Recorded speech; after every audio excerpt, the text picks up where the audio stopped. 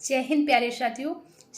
आज जो हम लोग बात करने वाले हैं आपके उत्तर प्रदेश पुलिस कांस्टेबल की वैकेंसीज कब तक आएगी, क्योंकि अभी जो 2 दिन पहले न्यूज़पेपर की एक कटिंग वायरल हुई है जिसमें आपकी छूट को लेकर बहुत बड़ी बात बोली गई है कि अब आपको एज में छूट नहीं मिलेगी। तो उस न्यूज़ के आने के बाद बहुत सारे बच्चे डिमोटिवेट हो गए हैं, उन्होंने पढ़ाई बंद कर दी है और सबको ये लग रहा है कि अब छूट नहीं मिलेगी। तो वो सारी बातें हैं जिन पर आज हम लोग चर्चा करेंगे कि आपकी वैकेंसीज कब तक आएगी और आपको एज में छूट मिलेगी या नहीं मिलेगी, आपको तैयारी कैसे करना है, आपको ऑफलाइन पढ़ना है या फिर ऑनलाइन पढ़ना है, किस सब्जेक्ट को कितना टाइम दें और किस सब्जेक्ट को किस टाइम पर पढ़ें। इन सारे बिंदुओं पर आज हम लोग चर्चा करने वाले हैं। तो साथियों, आप लोग वीडियो को लास्ट तक बने रहिए, आपको सारे सवालों के जवाब मिल जाएंगे एक ही वीडियो में। तो साथियों, सबसे पहला जो आपका पॉइंट है कि आपकी वैकेंसीज कब तक आएगी। सबसे पहला जो आपकी डाउट चल रहा है मन में कि आपकी वैकेंसीज कब तक आएगी। देखिए, अब आपके न्यूज़पेपर में जो है डेली कोई ना कोई न्यूज आ रही है आपकी वैकेंसी से संबंधित। और न्यूज़पेपर में न्यूज कब आती है? जब किसी बात पर चर्चा होती है। जब किसी बात पर चर्चा होती है तभी तो आपके न्यूज़पेपर में न्यूज आती है। तो इसका सीधा सा मतलब ये है कि आपकी जो वैकेंसी है, आपकी वैकेंसी बहुत जल्द आने वाली है।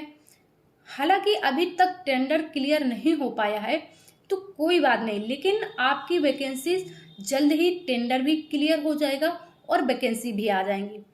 तो ये आपकी हुई वैकेंसीज आने की बात की आपकी वैकेंसी कब तक आ जाएगी, क्लियर। दूसरा जो आप लोगों के दिमाग में ये डाउट हो गया है कि अब उम्र में छूट मिलेगी या नहीं मिलेगी, इतना ज़्यादा हल्ला हो गया है कि अब भाई उम्र में छूट नहीं मिलेगी। तो अभी आप लोग बिल्कुल भी परेशान मत होइए कि छूट नहीं मिलेगी। देखिए, उसमें न्यूज़ में बोला गया है कि कोरोना काल के चलते 4 वर्षों से आपकी वैकेंसीज नहीं आई है। इसके दृष्टिगत आपकी एज में छूट जो मिलेगी, जनरल को 18 से 23 वर्ष मिलेगी, जो कि पिछली बार भी मिली थी 49,568 की वैकेंसीज में। वो तो तब भी मिली थी आपको 18 से 23 वर्ष, तब भी आपकी एज मांगी गई थी। तो अभी तो आपकी वैकेंसीज में जो है 4 साल का गैप हुआ है ना, 4 साल का। और इससे पहले जितनी भी वैकेंसीज आई हैं आपकी, एमपी पुलिस की हो या फिर एसएससी की हो या फिर किसी और भी विभाग में हो, मतलब पुलिस में, तो उन सभी में एक लाइन दी गई है कि कोरोना काल के चलते हुए आपको एज में इतने साल की छूट दी जाती है। तो ये वाली लाइन है आपकी वैकेंसीज में भी लिखकर आएगी जब आपका विज्ञापन जारी होगा। तो आप लोग ये परेशान मत हो कि एज में छूट नहीं मिलेगी, आप लोगों को एज में छूट मिलेगी।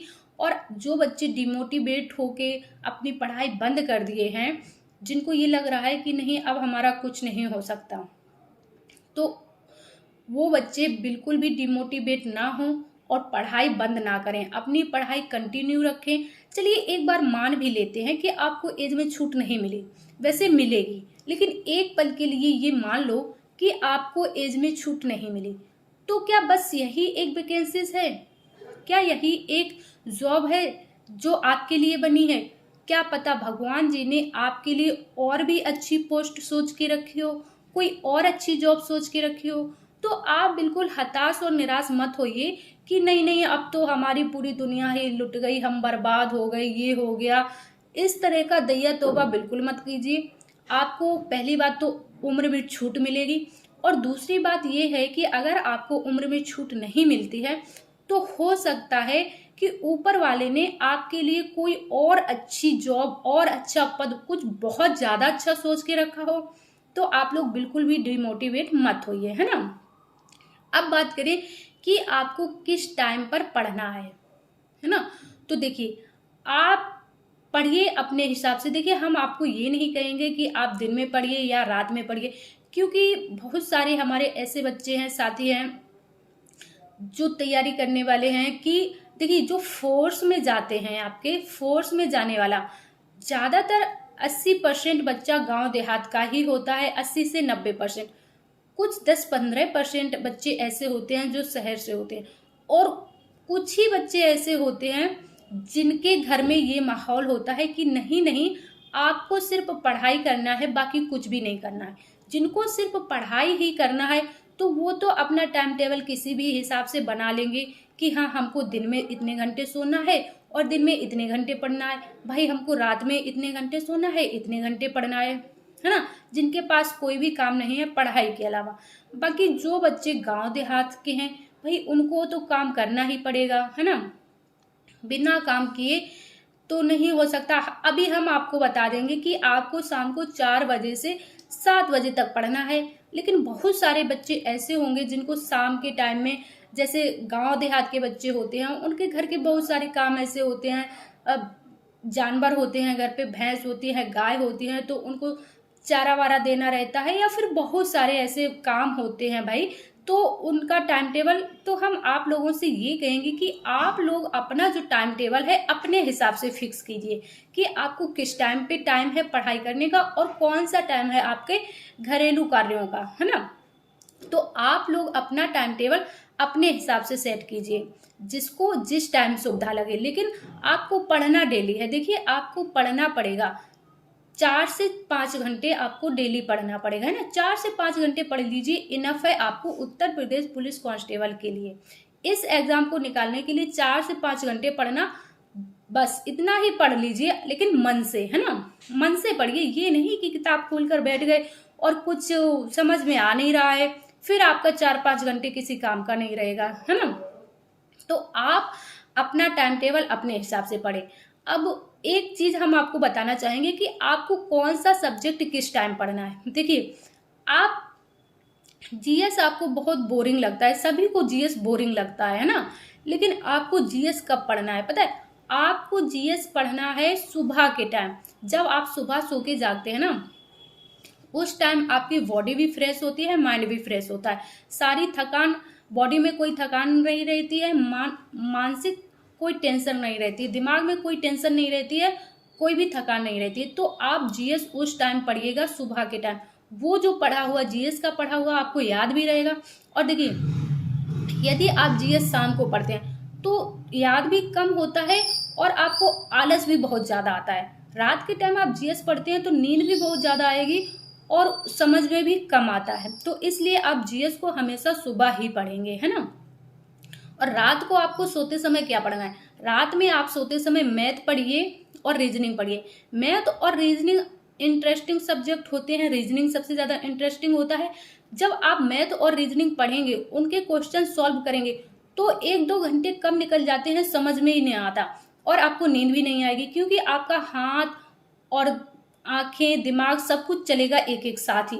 हाथ भी चलेंगे, आंखें भी चलेंगी, दिमाग भी चलेगा, है ना।